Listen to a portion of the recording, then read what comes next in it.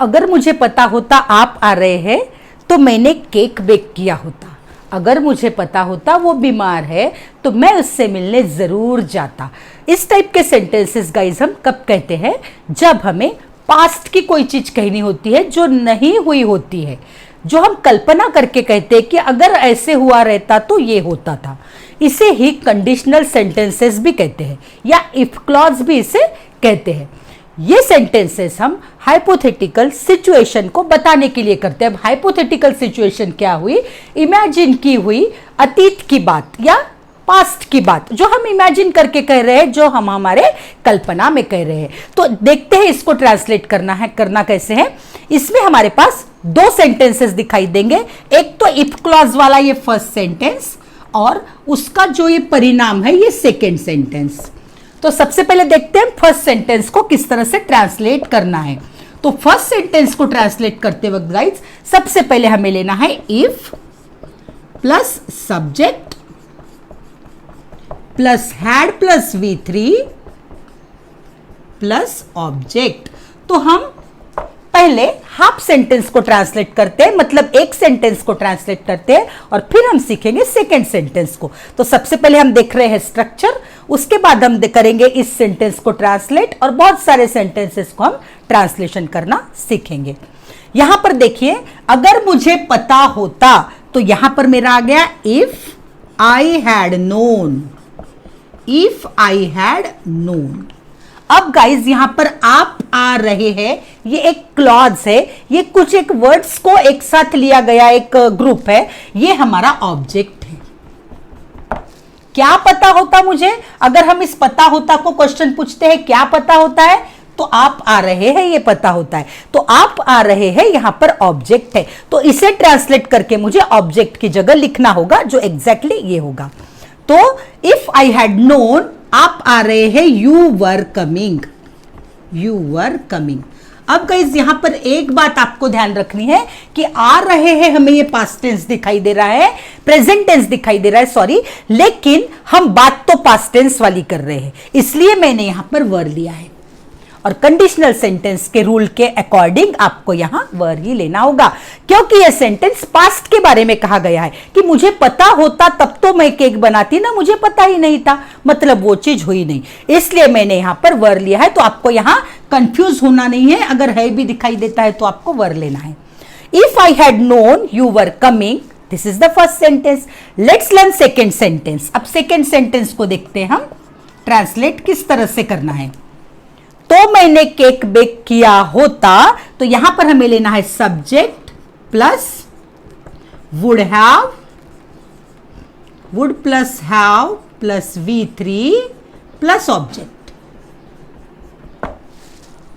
Would plus have plus V3 plus object. Guys ये would have V3 ये हमें यहां पर बताता है कि जो सिचुएशन हुई ही नहीं है उसके लिए हमें यहां यूज करना है। देखिए गाइस यहां पर तो मैंने केक बेक किया होता, आई वुड हैव, सब वर्ब है हमारा बेक, तो baked, I would have baked cake. क्या बेक किया होता? तो केक। तो अब मेरा सेंटेंस हुआ if I had known you were coming I would have baked cake. Guys आपको पता होगा वुड के और भी बहुत सारे यूज है। वुड का सबसे पहले यूज है पोलाइट रिक्वेस्ट के लिए, जैसे कि would you mind opening the window, आपको सही लगे तो विंडो खोल दोगे क्या आप। Second use past habitual action, पास्ट में जो बार बार होती है उसके लिए, जैसे when I was in 9th standard I would go to school by bicycle.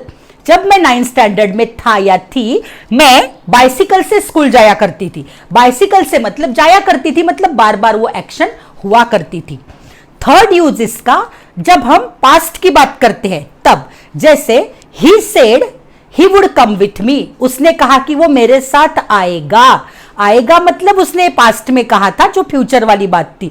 तो ऐसे तीन अलग अलग सिचुएशन में हम वुड को यूज करते हैं, लेकिन यहां पर हमने लिया वुड हैव प्लस V3, तो हमारा सेंटेंस बना if I had known you were coming I would have baked cake.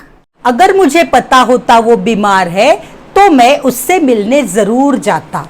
तो if I had known you were coming I would have baked cake. अगर मुझे पता होता वो बीमार है तो मैं उससे मिलने जरूर जाता। तो if I had known you were coming I would have baked cake. अगर मुझे पता होता वो बीमार है तो मैं उससे मिलने जरूर जाता। तो इफ आई हैड नोन, और क्या पता होता मुझे, इफ आई हैड नोन, वो बीमार है, वो बीमार है मतलब ही शी कुछ भी ले सकते हो आप, he was ill, he was ill, अब मैंने यहां वॉज लिया गाइस क्योंकि मुझे पास्ट टेंस में ही लेना है, ही वॉज इल, तो मैं उससे मिलने जरूर जाता।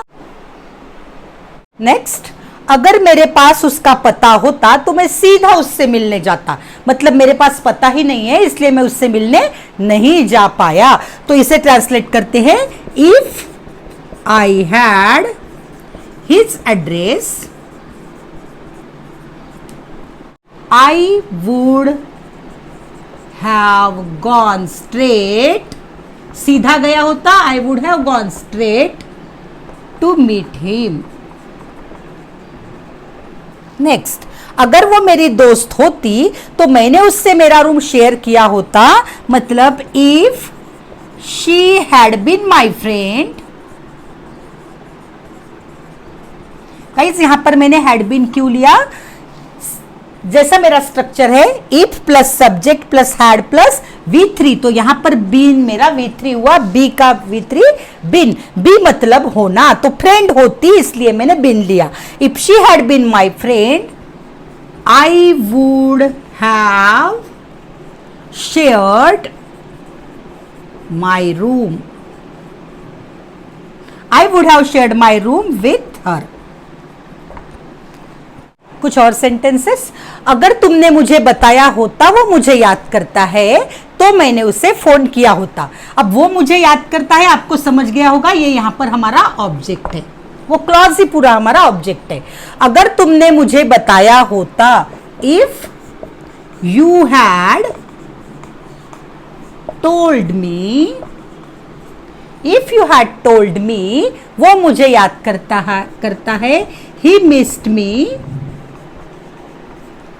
यहां पर मैंने मिस्ड लिया, ही मिस्ड मी, तो मैंने उसे फोन किया होता, आई वुड हैव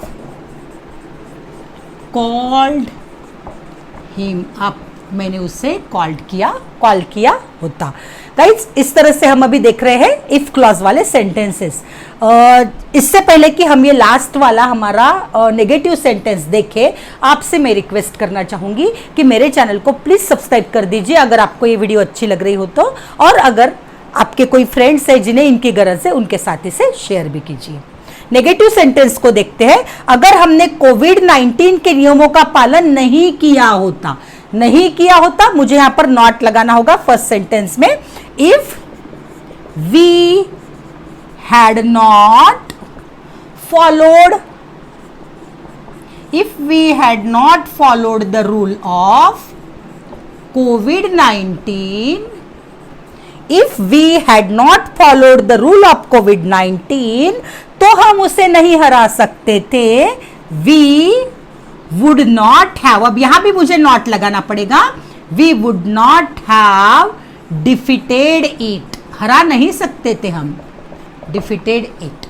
होप आपको ये वीडियो अच्छी लगी है, अगर अच्छी लगी है तो ये सेंटेंसेस को अपने डे टू डे लाइफ में यूज करते जाइए। जितना ज्यादा आप इसे बोलोगे उतना ज्यादा आप आसानी से इस थोड़े से डिफिकल्ट स्ट्रक्चर को बोल पाओगे।